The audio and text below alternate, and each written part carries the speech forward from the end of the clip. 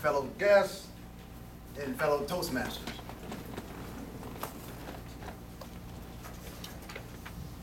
America, the most powerful country on this third rock from the sun that we call planet Earth, was heavily influenced by ancient Rome, was it not? Yes. Rome, considered by many to be the center of arts and education, was vastly influenced by ancient Greece, was it not?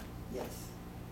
Greece, often identified as the cradle of Western civilization, was significantly, vastly, and immensely influenced, unbeknownst to most, by ancient Kemet. Kemet translates to the country of the blacks. However, when Kemet was invaded in 332 BCE, before the Christian era, led by Alexander the so-called Great, with Aristotle in tow, they renamed the country Egypticus, which eventually became known as Egypt. So from this point on, I refer to Kemet as Egypt.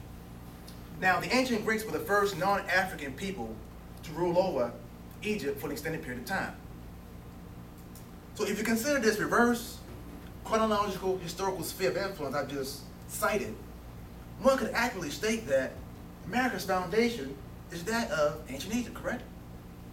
Well, of course, we have been miseducated to believe that civilization had its genesis with the ancient Greeks. Well, I'm here to tell you that that's a bold-faced lie based primarily on the notion of white supremacy.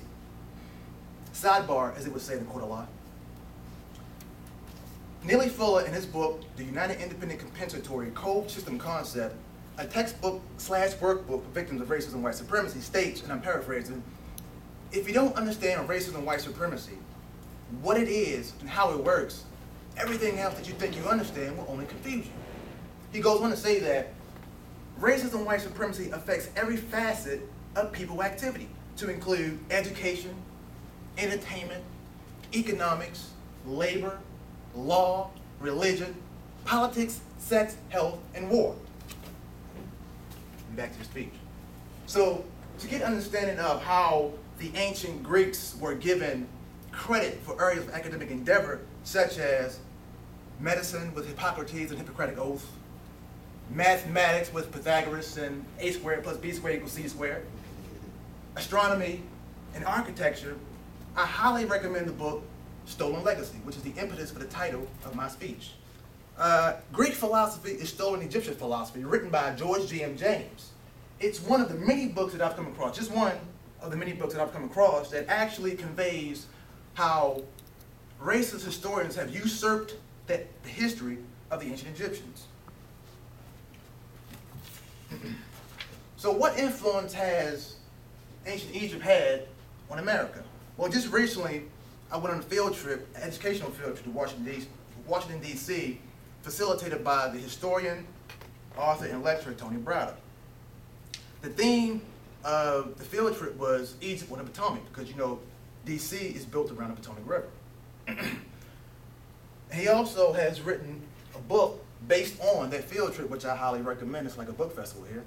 Egypt on the Potomac, a guide to decoding Egyptian architecture and symbolism in Washington, D.C. We have to become symbol literate. Now, one of the many structures that we looked at was the Washington Monument. The Washington Monument, completed in 1884, it honors America's first president and revolutionary hero, George Washington. However, few people know that this well-recognized symbol is actually a copy of a 6,000-year-old symbol that represents the resurrection of the first ruler of ancient Egypt, an African by the name of Asar, who the Greeks renamed Osiris. You're probably familiar with that name. Now, Osiris is recognized as the founding father of ancient Egypt, and he actually introduced writing, architecture, law, religion to the people of ancient Egypt. So the history goes that Osiris, prior to departing on a trade mission to enter Africa, appointed his queen wife, Set, who was renamed Isis by the Greeks. He appointed her to rule in his absence. This decision upset Osiris' brother, Set, because he felt as though he should have been appointed to rule in his brother Osiris' absence. Upon Osiris' return from his trade mission to enter Africa, he was killed by his brother Set, and chopped up into 14 pieces, which was scattered throughout the land of ancient Egypt. When Isis learned of her husband's murder, Osiris, she cried incessantly and began to look for his body parts. Isis eventually found 13 of the 14 body parts of her husband and literally reassembled her husband. It took her 70 days to find, reassemble, anoint, and embalm her husband. Now this 7-day process will become the basis for the mummification process that the ancient Egyptians would use for the next 3,000 years. The last part of the history, which is the mystery the most, and should be interesting to folks in here who practice Christianity, is that Isis, who was a virgin, was stricken with grief by her husband's death because they never got to consummate their marriage, and so she knew that they would never bear children. Before Osiris was laid to rest, he heard the grief or the grieving of his wife, and incredibly, he visited his wife in her sleep. His spirit visited his wife in her sleep, and he impregnated her. So 9 months later, the virgin Isis was going to have a child by the name of Heru on December the 25th, by way of Immaculate Conception. Sounds familiar? By the way, the Greeks renamed Heru, just like everyone else, Horus. So you had the trifecta, or the Trinity, the first Trinity, Asar, Aset, and Heru, which were renamed by the Greeks Osiris, Isis, and Horus. Actually, the word hero is derived from Heru's name. And the story goes on to tell how Heru, or Horus, would eventually avenge his father's death and reclaim his father's throne. So, Eric, what in the hell does the Washington Monument have to do with this story? Well, if you recall, I mentioned that Isis was only able to find 13 of the 14 body parts of her husband. Well, the one body part that she did not find was Osiris's penis. The Washington Monument is a replica of the ancient Egyptian phallic symbol called a Tekken, T-E-K-H-E-N, that represented the resurrection of Osiris, the first African king of ancient Egypt. Now, the Tekken, just like everything else, was renamed the obelisk by the Greeks, O-B-E-L-I-S-K. There were over 1,000 obelisks built in honor of Osiris, the first king of ancient Egypt, but very few remain today in Egypt.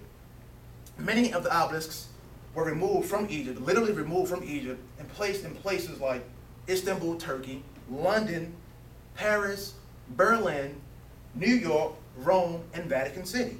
There's also a replica of an obelisk here in Baltimore City on Harvard Road and Parkside Drive near Lake Montebello, which honors the murderer and rapist Christopher Columbus, who, as you know, discovered absolutely nothing. So what's the takeaway here? As Brother Malcolm X stated, of all our studies, history is best to reward all research. As I told a friend of mine, studying history gives you the proper perspective on current and future events so that you're not inclined to take events, people, and symbols at face value. Knowledge inculcates healthy skepticism, which leads to independent thinking and intellectual solvency. Lastly, a wise man once said to me that those who circumscribe the circumference of your knowledge control the diameter of your thoughts and ultimately your actions. So my question is, who has or who is circumscribing the circumference of your knowledge? Well, here's a test question. If I were to ask you to close your eyes and picture the image of Jesus Christ, who would you see? Mr. Toastmaster?